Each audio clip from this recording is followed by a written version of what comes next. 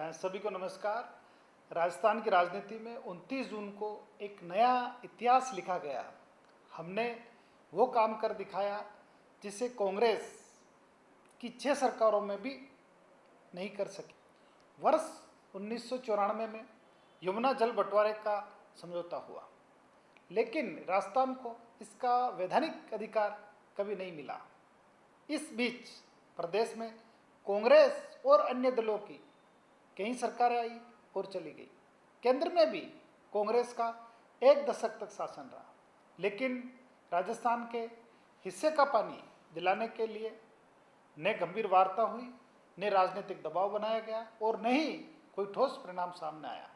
शेखावटी क्षेत्र तक यमुना का पानी लाने की मांग करीब 32 वर्ष पुरानी थी। वर्ष 1994 में स्वर्गीय श्री भैरू सिंह जी शेखावत की सरकार के समय शेखावटी को यमुना जल मिलने की उम्मीद बंधी थी, लेकिन कांग्रेस की उदासीनता के कारण राजस्थान दशकों तक यमुना जल से वंचित रहा। माननीय मुख्यमंत्री जी ने सत्ता संभालते ही स्पष्ट कर दिया था कि राजस्थान के हितों के साथ कोई समझौता नहीं होगा। पिछले 2.5 वर्षों में प्रधानमंत्री श्री नरेंद्र मोदी जी के नेतृत्व, केंद्र सरकार के गृह एवं सहकारिता मंत्री श्री अमित शाह जी, केंद्रीय जल शक्ति मंत्री CR पाटिल साहब और हरियाणा के मुख्यमंत्री नायब सैनी साहब और लगातार सरकार के साथ वार्ता स्थापित किया, संवाद स्थापित किया। परिणाम स्वरूप वर्षों से बंद पड़े रास्ते खुले और राजस्थान को उसका अधिकार सुनिश्चित करने की दिशा में ऐतिहासिक हमें सफलता मिली। माननीय मुख्यमंत्री श्री भजनलाल जी ने सरकार बनते ही भारत सरकार और हरियाणा सरकार के साथ चर्चा, पत्र व्यवहार कर इस मुद्दे के समाधान के लिए ऐतिहासिक पहल की। माननीय मुख्यमंत्री जी ने केवल 2 माह में 17 फरवरी 2024 को त्रिपक्षीय MOU पर हस्ताक्षर किए। इस समझौते के तहत प्रथम चरण में सीकर, चूरू, झुंझुनू सहित अन्य क्षेत्रों की पेयजल आवश्यकताओं की पूर्ति के लिए हथनीकुंड बैराज से भूमिगत पाइपलाइन के माध्यम से राजस्थान तक जल लाने हेतु स्वीकृत विस्तृत परियोजना DPR तैयार करने पर सहमति बनी। 1917 क्यूसेक यमुना जल और लगभग 295 किलोमीटर लंबी पाइपलाइन के माध्यम से पानी की उपलब्धता केवल एक परियोजना नहीं, बल्कि राजस्थान की जल सुरक्षा का नया अध्याय है। इससे शेखावटी के झुंझुनू, सीकर, चूरू सहित अनेक क्षेत्रों में जल संकट कम होगा, भूजल पर निर्भरता घटेगी, गिरते जल स्तर को संभालने में सहायता मिलेगी, किसानों को राहत मिलेगी, उद्योगों के लिए पानी उपलब्ध होगा और क्षेत्रीय विकास को नई गति मिलेगी। वर्षों से पानी के लिए टैंकरों और गहरे भूजल संकट से जूझ रहे इस क्षेत्र के लिए ये जीवन बदलने वाला निर्णय सिद्ध होगा। क्या कारण था, मैं पूछना चाहता हूँ विपक्ष साथियों से, क्या कारण था कि राजस्थान का जल अधिकार केवल भाषणों तक सीमित रहा? क्या कारण था कि हर चुनाव में शेखावटी में जल के नाम पर वोट मांगे गए, लेकिन दिल्ली और हरियाणा के सामने राजस्थान का पक्ष मजबूती से कभी नहीं रखा गया? विडंबना तो तब और बढ़ गई जब हरियाणा विधानसभा चुनाव के दौरान कांग्रेस के घोषणा पत्र में राजस्थान को यमुना का 1 बूंद पानी नहीं देने का वादा किया गया। ये केवल एक चुनावी घोषणा नहीं थी, बल्कि राजस्थान के स्वाभिमान और करोड़ों लोगों की प्यास के साथ राजनीतिक खिलवाड़ था।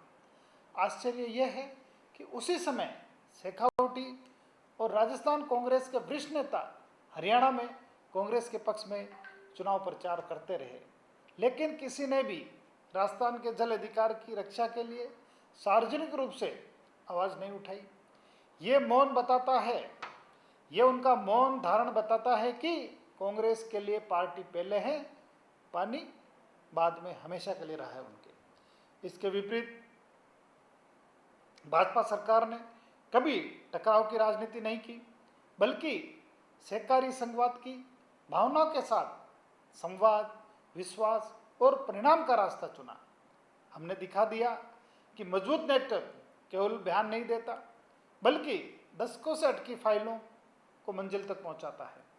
ये समझौता उस राजनीतिक बेनाम परिणाम का सबसे बड़ा उदाहरण है जिसमें एक और कांग्रेस की दशकों पुरानी वादाखिलाफी है, दूसरी ओर भाजपा सरकार का परिणाम आधारित सुशासन। आज राजस्थान का हर नागरिक देख रहा है कि कांग्रेस ने 32 वर्षों तक केवल वादे किए, उसने पानी नहीं दिया। हमने 2.5 वर्षों तक निरंतर प्रयास किए, उसने समाधान नहीं दिया, हमने समाधान दिया। कांग्रेस ने केवल राजनीति की, वो इतिहास बन गया। हमने परिणाम दिए और आज राजस्थान का भविष्य लिख रहे हैं। राजनीतिक इच्छा शक्ति ही सबसे बड़ी प्रशासनिक शक्ति होती है। निर्णय लेने का साहस हो, स्पष्ट दृष्टि हो और जनता के प्रति प्रतिबद्धता हो तो दशकों पुराने विवाद भी सुलझाए जा सकते हैं। यह आज स्पष्ट हो गया। आज का यह समझौता केवल शेखावटी की प्यास बुझाने का माध्यम नहीं, बल्कि राजस्थान को जल सुरक्षित बनाने की दीर्घकालीन रणनीति का महत्वपूर्ण आधार है। ये राज्य के आर्थिक विकास, औद्योगिक निवेश, कृषि उत्पादकता, शहरी विस्तार और भावी पीढ़ी के लिए सुरक्षित भविष्य का मजबूत आधार बनेगा।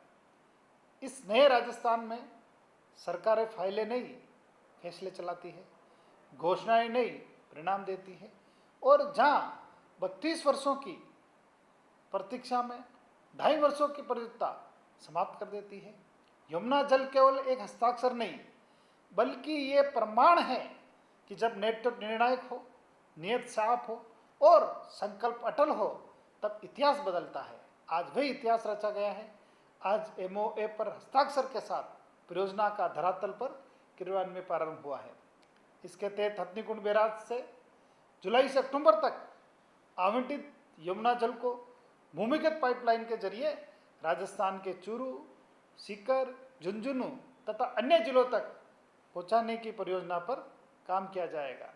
इस परियोजना में 577 MCF पानी, पेयजल आपूर्ति और अन्य आवश्यकताओं के लिए उपलब्ध होगा।